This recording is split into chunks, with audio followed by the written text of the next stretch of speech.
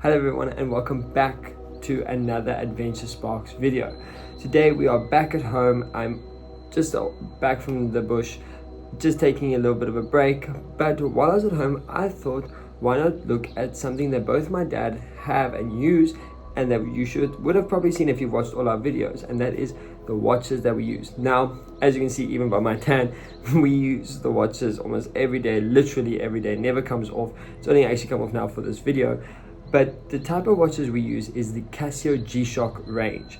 They are amazing watches and are very durable, very, very tough. Today I thought we'd have a little bit of a chat as to what watches we use, or what G-Shock watches we use and why we use them. The two specific ones we're going to be talking about today is the new watch that my dad and I both use, which is the Casio G-Shock GW9400, and the old one, which I still use sometimes, which is the G-Shock GA100 1A1. Both very good watches, and I use this one for almost going on maybe 8 years now. So I'm going to talk about why I moved from this to now this, which is the exact same one that my dad uses. Let's get into this video.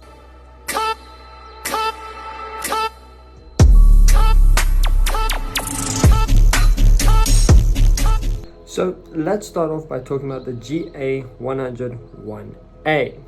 Now, this watch is an amazing and durable watch. Like I said, I've had it for almost 8 years now, and there is absolutely nothing wrong with it. There are a few scratches on the side on the frame, but that's really about it. The screen is still perfect. The screen has never been replaced. I have replaced the battery once through the 8 years, but it's really a decent watch. There is nothing wrong with it. Now, the type of watch that this is, it is an digital G-Shock watch, which means that it has both got analog time and digital time that you can look at on the display. As you can see now, it's showing me the analog time with its hands, as well as in the digital time, and then the date and the seconds, or at least the day and the seconds. And this is a very standard outdoor G-Shock model. It came out in the early 2010s, and my dad actually owned this watch before I did. And you probably pick it up when it came out for about 2,000 to 3,500 Rand, depending on where you're going to go buy it. And in today's market, I've seen it being sold on Facebook Marketplace for around 800 to 1,000 Rand, which is really not bad. Now, the weight of this watch is about 70 grams, so it is a little bit heavy coming from maybe a different type of watch, maybe your first watch or whatever. So it might be a little bit heavier, but it is still very light compared to other watches out there for everyday wear, so it's very nice to wear. Then this entire size of the watch is about 55 by 51.2 by 16.9 millimeters, which is also quite a big watch depending on what you are coming from, but still quite small from the other G-Shock ranges. Now, obviously, we've spoken about all the basics of this watch, the fact that it's very light and that it's a little bit bigger than average watches, and how good it is and what year it came out. Now let's talk about the core features of this watch. So what's nice about the G-Shock range is it comes out with a 200-meter depth water resistant, as well as that it is shock resistant. So it's great for rugged use, and also rugged swimming if you swim in a dam or in places where you could scratch up your watch. Then we've obviously spoken about how it's got both analog and digital timekeeping, which is great for quick reference when looking at it, depending on what your eyes catch first or what you like to read first. It has also got a 1/1000 second stopwatch, which it means it measures and elapsed time, and it can lap, split, and show the speed indicator. Then it has also got world time of 29 time zones, as well as then 48 cities UTC, which is really awesome. As you can see here, I've got the Casio G-Shock GA100 on the back. Pretty plain and simple design, shock resistant, anti-magnetic shock absorbing structure. There's the GA100, and then gives you a little bit of information on the back.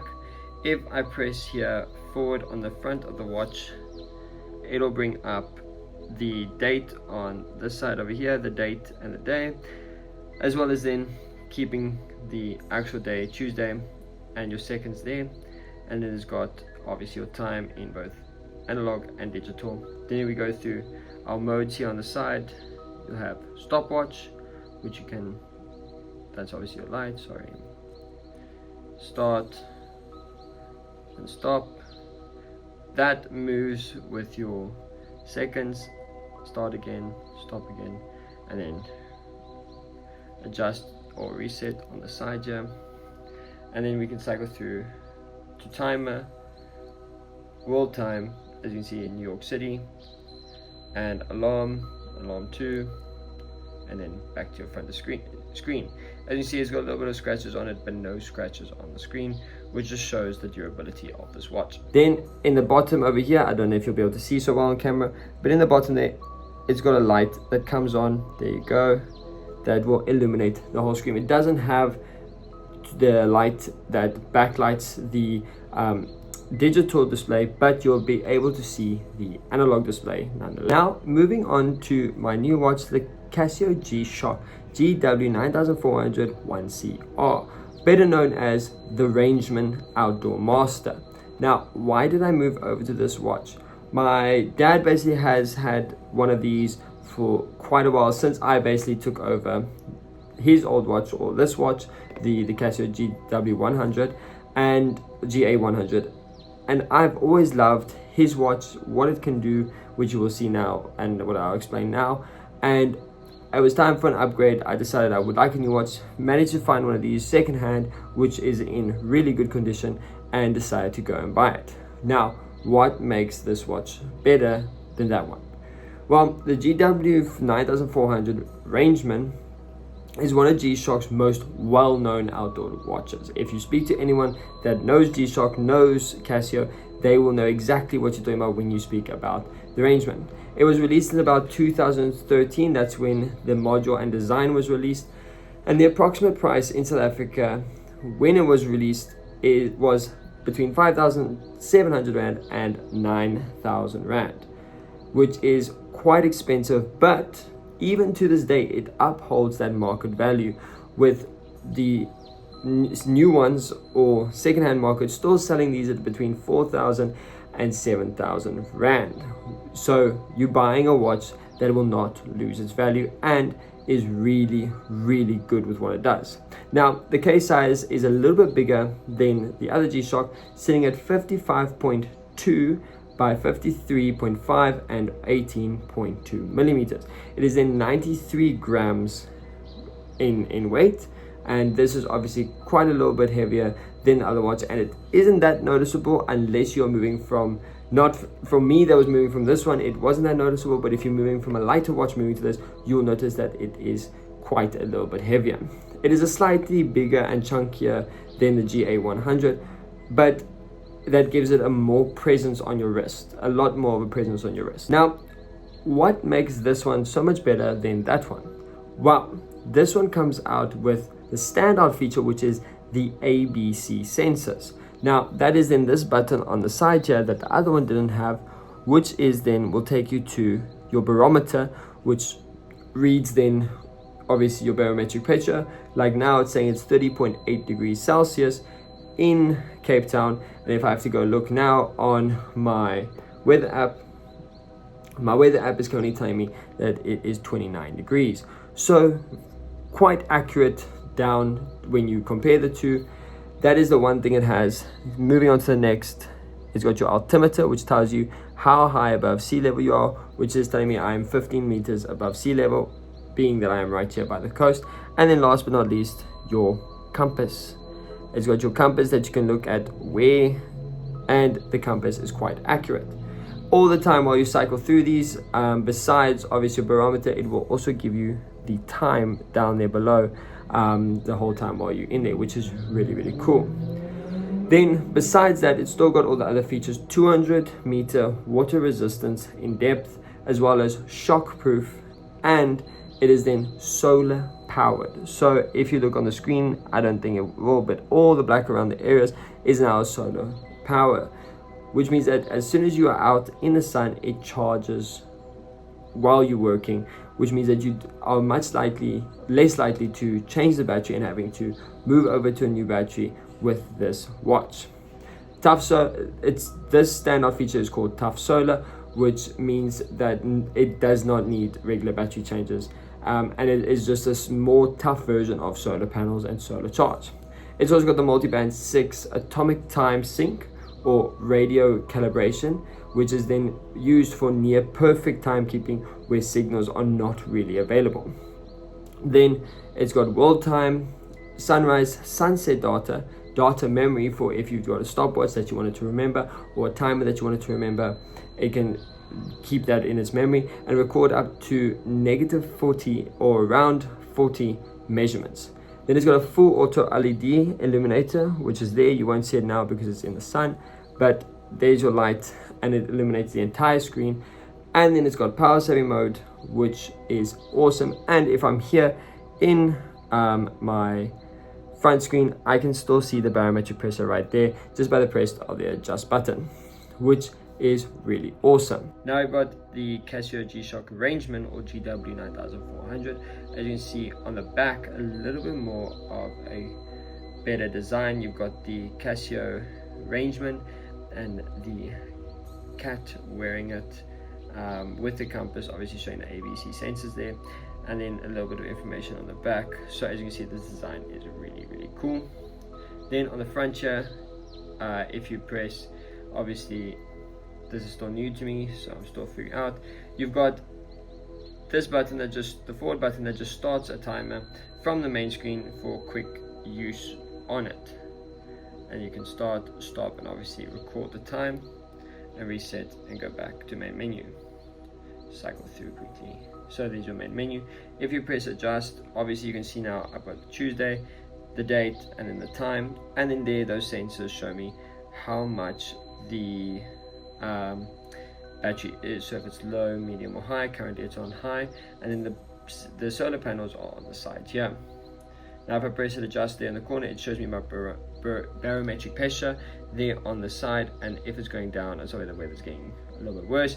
If it's going up, it means it's getting better. Then we cycle through. Obviously it's on mute, normally it has beeps with it, but I put it on mute, and obviously it's on 12-hour time format. We got our world time, so London 3:44, stopwatch, timer, alarm 1, and I can cycle through the different alarms. Then we got sunrise and sunset. So sunrise was at 6:33, or this for the 17th of the 2nd, and sunset is going to be at 5:45. Then you've got the recall function where you can see the previous measurements that you've taken that you've recorded, as well as in the recalibration. Then on the side here with this button, you can go through your ABC sensors. So you got your altitude, altimeter, and then you can see with that how high you were, and now it also can show you in a graph, but how high you were and how much you've gained or lost from the previous measurement. Then you've always got your compass, which shows you quite a very accurate direction, and then you've got your number format here at the bottom, and then your word format there at the top, which you can change to be the normal degrees as well over there, but I like to keep it on that.